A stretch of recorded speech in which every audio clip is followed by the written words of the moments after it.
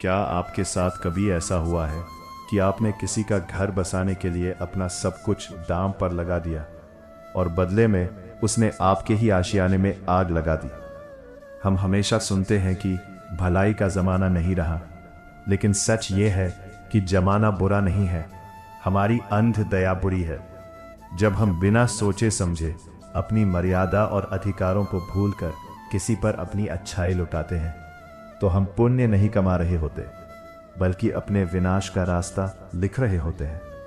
इतिहास में इसका सबसे बड़ा उदाहरण महाभारत के दानवीर कर्ण है, जिनकी यही खूबी उनकी सबसे बड़ी काल बन गई। कर्ण, जिसके पास दुनिया को जीतने का सामर्थ्य था, जिसके जन्मजात कवच और कुंडल उसकी रक्षा की ऐसी अचूक गारंटी थे कि साक्षात यमराज भी उसका कुछ नहीं बिगाड़ सकते थे। कर्ण के द्वार से कभी कोई खाली हाथ नहीं लौटा।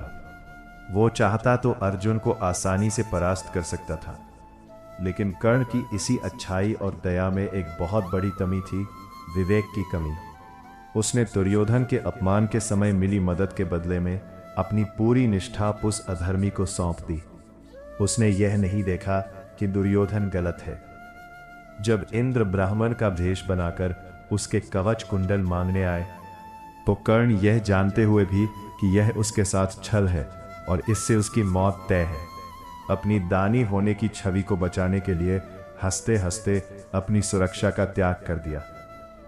गलत जगह दिखाई गई इसी दया ने महाभारत के युद्ध में कर्ण को निहत्था और असहाय कर दिया। तो नमस्ते दोस्तों, स्वागत है आपका मन की बात गीता के साथ में। आज के समय में यह कहानी कैसे घटती है, इसे आलोक और उसके छोटे भाई सुमित की इस कहानी से समझिए।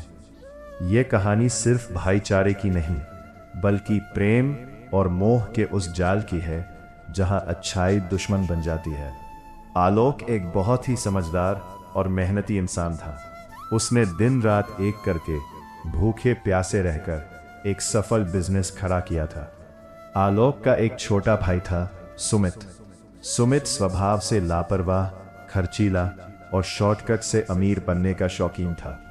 एक दिन सुमित रोते हुए आलोक के पास आया और बोला, भैया, मैंने कुछ दोस्तों के साथ मिलकर एक बिजनेस में पैसा लगाया था, लेकिन पार्टनर ने धोखा दे दिया। बाजार का बहुत कर्ज है, अगर आपने मदद नहीं की तो मेरी इज्जत नीलाम हो जाएगी, लोग मुझे जेल भिजवा देंगे। आलोक का दिल दहल गया। भाई के प्रति प्रेम और दया के वश में आकर आलोक ने बिना सोचे समझे अपने बिजनेस की सेविंग से सुमित का सारा कर्ज चुका दिया। आलोक को लगा कि उसका यह त्याग और भलाई उसके भाई को सुधार देगी। यह ठीक वैसा ही था जैसे कर्ण ने दुर्योधन की कृतज्ञता में अपनी नैतिकता दांव पर लगा दी थी। कुछ महीने बीते। सुमित ने फिर से वही गलतियां दोहराई। इस बार उसने एक बड़ी सट्टेबाजी और गलत स्कीम में पैसा लगा दिया। जब लेनदार उसके घर पहुंचने लगे, तो सुमित ने फिर से आलोक के सामने इमोशनल कार्ड खेला। भैया, इस बार आखिरी बार बचा लो, वरना मैं जान दे दूंगा।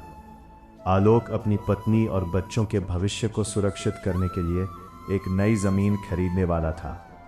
वो जमीन उसके परिवार का भविष्य कवच कुंडल थी, लेकिन भाई के मोह और अपनी अति अच्छाई के कारण आलोक ने वो जमीन लेने का विचार छोड़ दिया और अपनी सारी जमा पूंजी सुमित के हाथों में सौंप दी। पैसा मिलते ही सुमित के तेवर बदल गए। उसने कर्ज चुकाने के बजाय उन पैसों से एक महंगी गाड़ी खरीदी और अपने ऐशो आराम में उड़ाने लगा। जब आलोक ने उसे टोकना चाहा, तो सुमित ने पूरे परिवार के सामने चिल्लाकर कहा, आपने मुझ पर कोई एहसान नहीं किया है। पिता की संपत्ति में मेरा भी हक था, आपने तो बस मेरा हिस्सा मुझे दिया है। इतना ही नहीं, सुमित की वजह से बाजार के कुछ गुंडे आलोक के ऑफिस तक पहुंच गए और आलोक का सालों से कमाया हुआ नाम और बिजनेस रातों रात मिट्टी में मिल गया। आलोक सदमे में आ गया कि जिस भाई के लिए उसने अपनी खुशियां, अपनी सुरक्षा कवच कुंडल दान कर दी, उसी भाई के मोह ने उसे सड़क पर लाकर खड़ा कर दिया। आलोक और कर्ण दोनों की त्रासदी एक ही थी, अंध प्रेम और गलत जगह दिखाई गई दया। इसका अचूक समाधान भगवान कृष्ण ने गीता के 17वें अध्याय के 22वें श्लोक में दिया है। तो श्लोक कुछ इस तरह है। आदेश काले यद दानमा पात्रेभ्यश्च दीयते असत्कृतम अवज्ञातम तत् तामसम उदाहृतम। श्री कृष्ण कहते हैं, जो भलाई या दान बिना सही समय और स्थान को देखे और अयोग्य या कुपात्र व्यक्तियों को दिया जाता है, वे भलाई नहीं बल्कि तामसिक कर्म है। ऐसा कर्म केवल और केवल विनाश लाता है। अब इसे इस स्टोरी के अकॉर्डिंग समझते हैं। श्रीमद् भगवद गीता हमें सिखाती है कि दया हमेशा पात्र देखकर करनी चाहिए। अगर कोई इंसान अपनी गलत आदतों के कारण गड्ढे में गिर रहा है और आप बार बार उसे पैसा देकर बचा रहे हैं, तो आप उसकी मदद नहीं कर रहे बल्कि उसके पाप और आलस को बढ़ावा दे रहे हैं।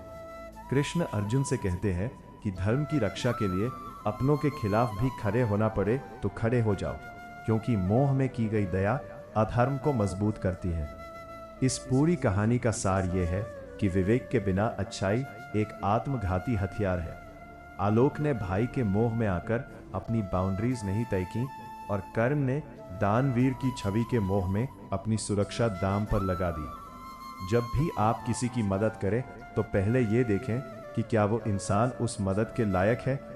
कहीं आपकी अच्छाई आपके अपने परिवार या आपके आत्मसम्मान की बलि तो नहीं मांग रही। अपनी दया को अपनी कमजोरी मत बनने दीजिए। दुनिया के लिए ढाल जरूर बनिए, लेकिन तलवार उठाने वालों के लिए नहीं।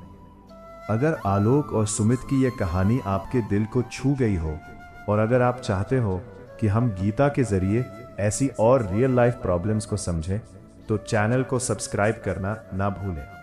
इसके साथ ही इस वीडियो को अपने करीबियों के साथ जरूर शेयर करें।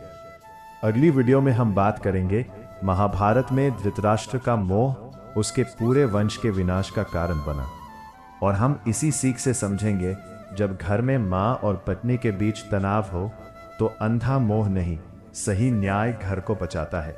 क्योंकि गीता कहती है, जो अपनों के लिए भी अधर्म को सह लेता है वो धीरे धीरे सब कुछ खो देता है। इस वीडियो में इतना ही। अपना ख्याल रखिए। जय श्री कृष्ण।